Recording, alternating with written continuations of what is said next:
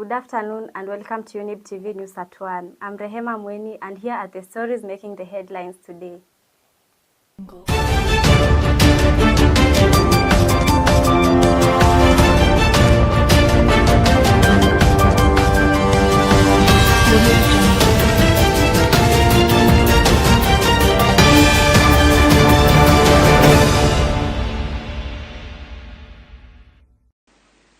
Mujiamini, tuamini taifa letu la Kenya. Himself has said in public, he is not interested in running Nairobi. He does not want those powers. They have said they have not given. Now if the Kenyan should fear hidden cost or unsafe distribution. And we want citizens to report if there will be anybody, any health center.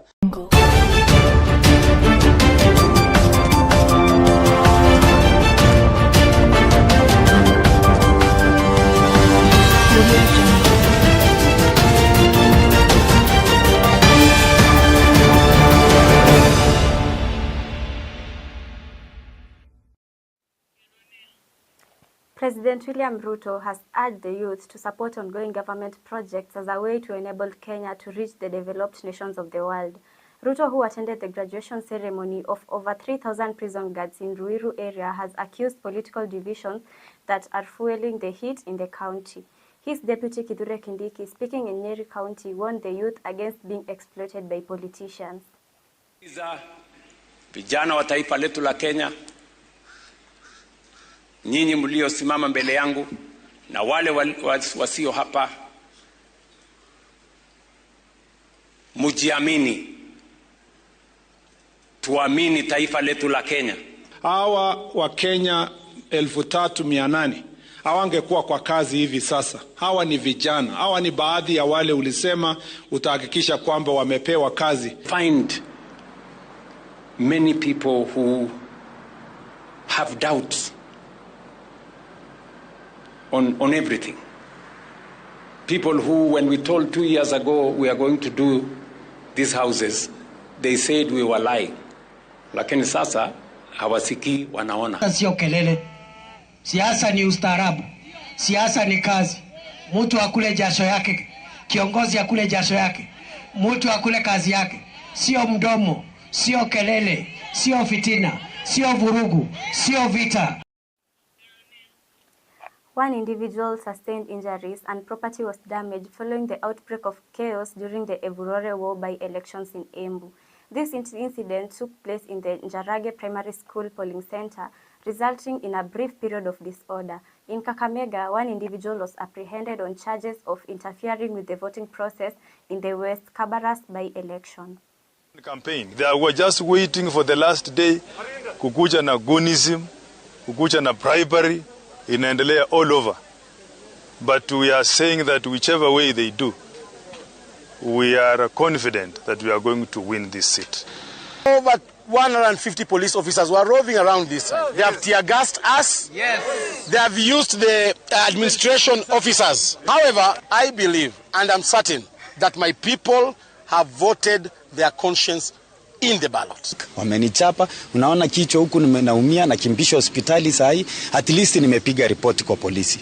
Na pia nauliza maafisa wetu wa polisi kila mahali na ikiwezekana waongezeke hapa. Tunataka kutuma hiyo ujumbe huko juu. As at now the turnout is slow, but we hope, because yesterday it rained so much and some of the areas around Ambere Ward, they are a bit difficult in terms of transport.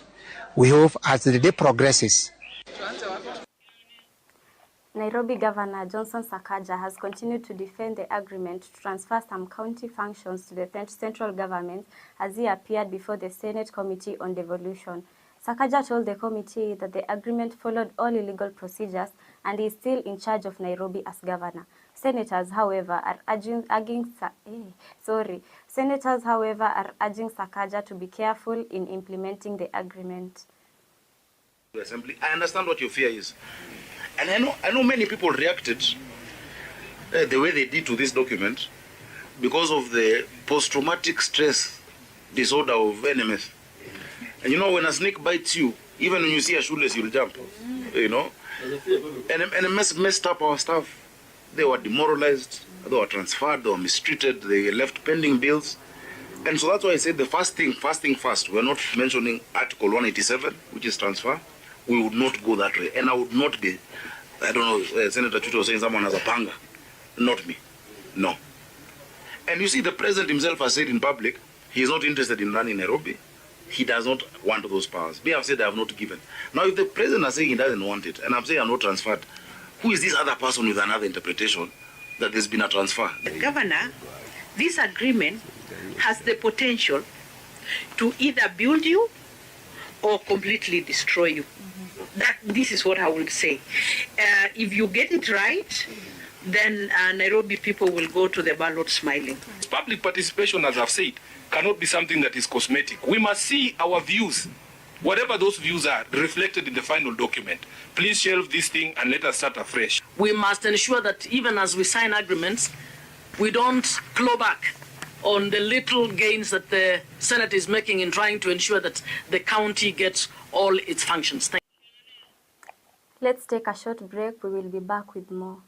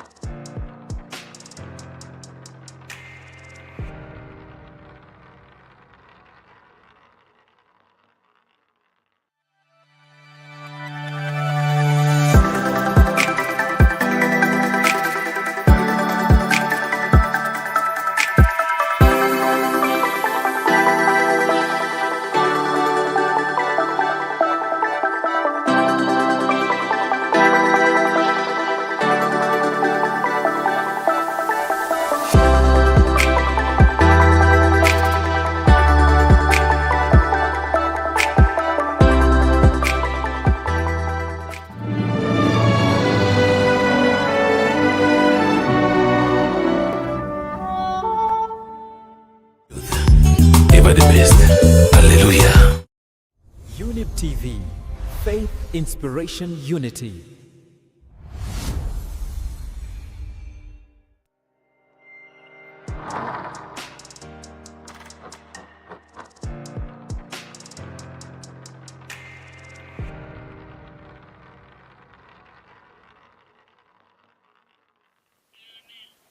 Welcome back. So, the Health Cabinet Secretary Aden Duale has expressed concern over the increase in new HIV infections, especially among young people. Speaking during the official launch of new HIV drug distribution exercise, CS Duale said that despite the setups taken to ensure that there are drugs to reduce the severity of the virus, there is a need to invest in more strategies to ensure adequate protection. 4 million Kenyans are living with HIV. And many new infections continue to occur each year. What concerns us most is that a significant number of these new infections are among the young people under the age of 24.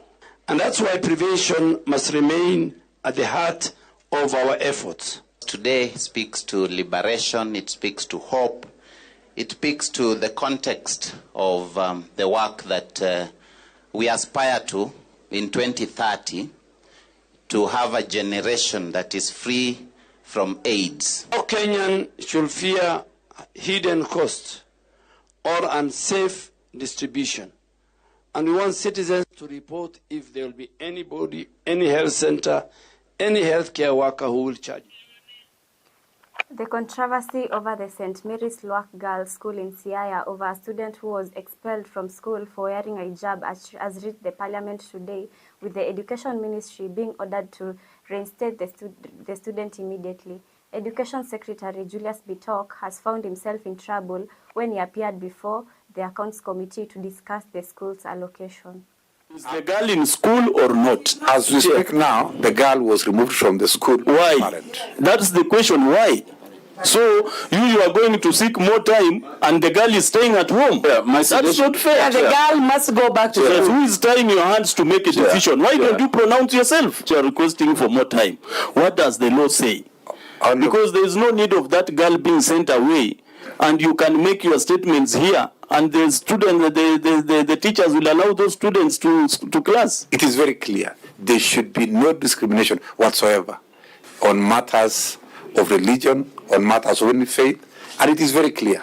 That's why I requested Honorable Chair that to give us more time, because the story we are getting from the Sub-County Director of Education in the preliminary report and what we are getting from the school seem to be requiring further investigation to understand really what happened. In issue. What's in issue is the fact. But I agree that the urgency of this matter requires two things: to establish the fact, but it cannot wait until when the PS comes back to respond to the rest of the issues. The girl should go back to school as you wait for response. You're correct. She cannot be at home. Yes. That kid must go. You need to defend the Constitution. The girl is supposed to be allowed to go to that school. Yes, well Chair. added, Honorable Chair. Yeah. I will ensure that the girl gets back to school as soon as possible. And now, immediately. Yes. As soon as today. Yeah. Watching me, Luwak girls, in the holy month of Ramadan, you cannot chase a very young, progressive student out of her classroom because of her dress. It is the president who said people should go to school without even uniform. The Ministry of Mining, Blue Economy and Maritime Affairs has announced the National Blue Economy Strategy, which is designed to steer the agenda of sectors from 2025 to 2030.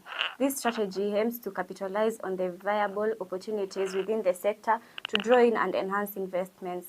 Though this initiative, the government seeks to elevate the sector's revenue from existing 40 billion shillings to 350 billion shillings by 2030, while also aiming to boost fish production from 163,000 metric tons to over 450,000 metric tons during the same time frame.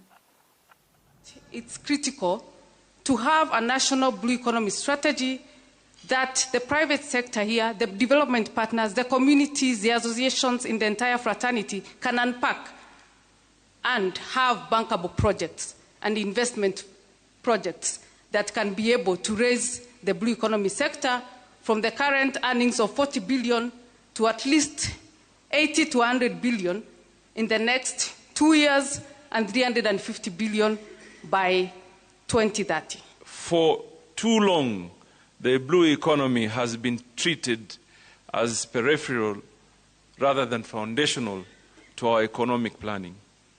This strategy corrects that. It explicitly positions the blue economy and fisheries as core drivers of our growth, fully aligned with our aspirations under the Vision 2030 and the Sustainable Development Goals. That's all for our 1 p.m. news. Thank you for watching. I'm Rehema Mueni. Have a good day.